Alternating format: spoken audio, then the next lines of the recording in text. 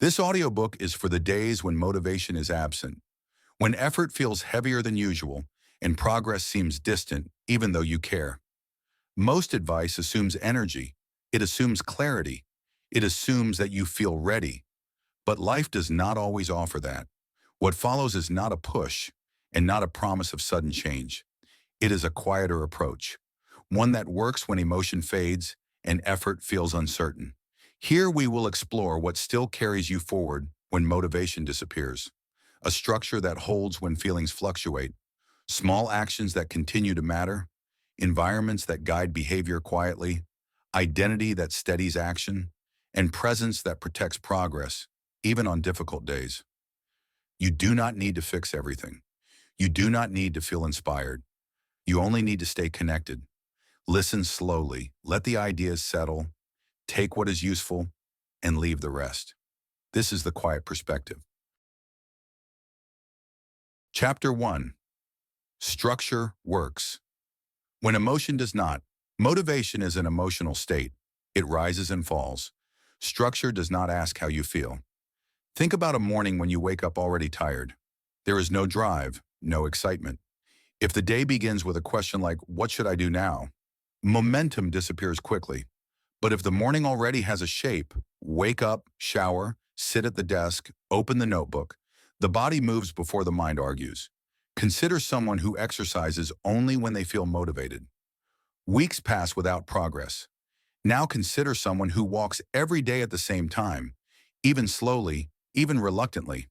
Over time, the walk becomes part of the day, not a test of discipline. The decision was made once. The repetition carries it forward. The same applies to work and study. On days when focus feels absent, waiting to feel ready often leads to avoidance. But opening the same document at the same hour each day removes negotiation. The task may be done poorly. That is still movement. And movement restores clarity faster than waiting does. Structure works because it removes choice at the moment when choice is hardest. It lowers the emotional cost of starting. It turns action into a quiet habit rather than a dramatic effort. This is why routines feel boring at first. They are meant to be. Boredom is stability. Stability is what keeps progress alive when motivation is gone. You do not need more drive. You need fewer decisions. When the day already knows what comes next, you are free to show up simply. Chapter 2. Small actions still compound. When motivation is low, the instinct is often to wait for energy to return, to wait until you feel ready. But this waiting tends to freeze progress. Days pass, time slips by. The gap between where you are and where you want to be widens, not because you haven't tried, but because inaction is a slow form of retreat. Think about the moment you feel overwhelmed by a project. The idea of sitting down to tackle it all feels exhausting. You don't have the energy, so you decide to skip it, telling yourself, "I'll do it tomorrow when I feel more motivated." But the truth is, tomorrow often arrives with the same empty well of energy, and the cycle repeats. Now think about a different approach. A single email, a small paragraph written, an idea scribbled down. These actions seem too small to matter, yet they're powerful. Why? Because they don't require motivation. They simply ask for a small gesture, a tiny action that takes only a few minutes but builds momentum. Over time, these little steps form the foundation for larger progress. Imagine someone learning a language. If they wait for the perfect mood to study, they will never move forward. But if they spend 5 minutes each day listening, repeating, or reviewing, it doesn't feel like much in the moment. However, over weeks, months, those 5 minutes compound into fluency. Doing less isn't failure. It's often better than doing nothing. A small action today ensures that you show up, even when energy is low, and reminds you who you are in the process. You are a person who acts, who moves forward, however slowly. The trick is in the consistency, in the small actions. Every tiny gesture compounds over time, and momentum becomes less of a mystery. It becomes a simple fact of showing up, even on days you don't feel like it. You may not always feel energized, but you can always move, even if it's just a little, and a little is always enough. Chapter 3. Environment shapes behavior. More than willpower. When motivation fades, relying on willpower alone is like trying to row a boat against the current. It's exhausting and often ineffective. Willpower is finite. It fluctuates. But the environment we create for ourselves, that can be a constant guide. Consider the person who struggles to exercise but leaves their workout clothes on the bed every morning. The clothes, though simple, create a subtle nudge. They don't need motivation to act. The environment is doing the work. Without realizing it, the small action of seeing the clothes is enough to remind them to move, even when they don't feel like it. Now think of your phone always within reach, filled with apps that pull your attention. Even if you set an intention to stay focused, the temptation is constant. The decision to check your phone is often automatic, almost unconscious. This is how distractions shape your behavior more than you realize. On the flip side, the environments you shape can make good habits easier. Imagine you want to read more. Instead of keeping the book out of sight, place it on your desk or by your bedside. When the book is visible, it becomes part of the environment, a natural prompt to pick it up. No willpower needed, just an open invitation for action. What if, instead of relying solely on motivation or self-control, we redesigned our spaces? Remove the clutter that distracts, hide the things that tempt you, and place the tools for your good habits in plain sight. This is how we set ourselves up for success, with less effort and fewer battles with our own will. Your environment is not just background noise. It shapes what you do, often without you realizing it. The right environment reduces friction, making actions flow more easily. The harder it is to do something, the less likely you are to do it. The easier it is, the more likely it becomes part of your daily life. So when motivation feels distant, start with the space around you. Create an environment that works for you and let that guide your actions. With less friction, movement becomes natural. Chapter 4. Identity carries you forward. On difficult days, asking yourself, "What do I feel like doing?" often leads nowhere. Feelings on those days are unreliable. They point toward comfort, avoidance, or delay. If action depends on emotion, progress pauses whenever life becomes heavy. A different question changes everything. What kind of person do I choose to be today?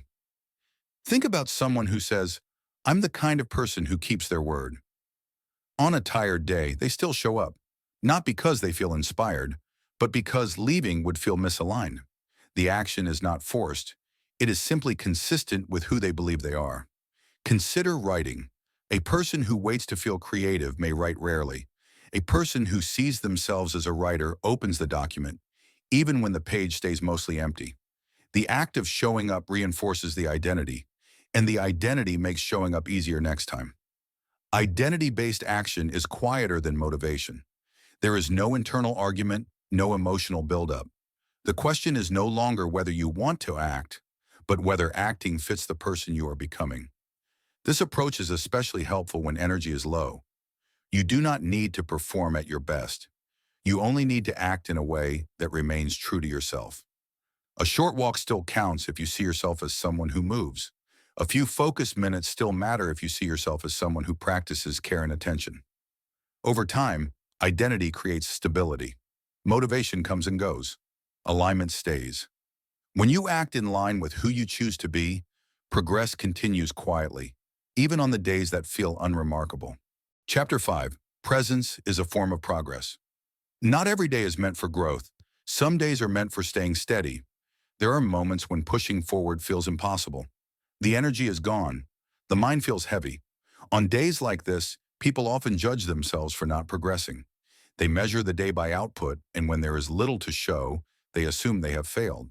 But consider what actually causes people to lose momentum long term. It is rarely a slow day. It is a disappearance. It is withdrawing completely and telling yourself you will return when things feel better. Presence prevents that. Think of someone going through a demanding season of life. They may not improve, expand, or advance, but they still show up. They attend. They listen. They keep a light connection to what matters. This quiet consistency protects continuity, even when growth pauses. Presence can be as simple as opening the notebook and reading one page, sitting with the problem without solving it, staying connected instead of escaping. These actions do not feel impressive, but they keep the thread unbroken. Intentional rest works the same way. Rest that is chosen rather than used as an escape restores rather than erodes. It says, I am pausing, not quitting. There is dignity in that distinction. Progress is not always movement forward. Sometimes it is staying close. When you remain present, even gently, you protect the future version of yourself who will eventually have the energy to move again. And that, quietly, is progress. Conclusion. If there is one idea to carry with you, let it be this. Progress does not disappear when motivation does. What continues is quieter. Structure remains when emotions fluctuate. Small actions still add up, even when they feel insignificant.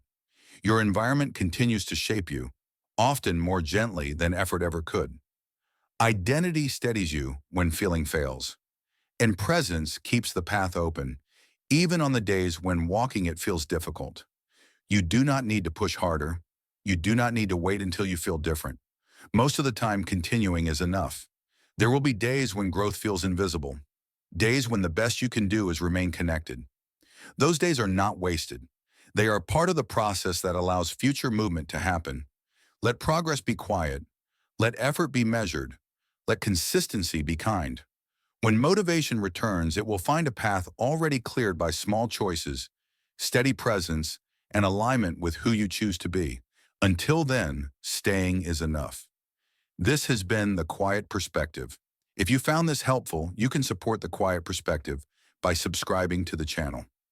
More quiet, reflective audiobooks like this will follow, each focused on clarity, steadiness, and practical ways of thinking about life.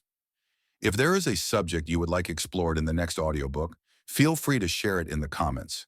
Your ideas help shape what comes next. Until then, take care and move at your own pace.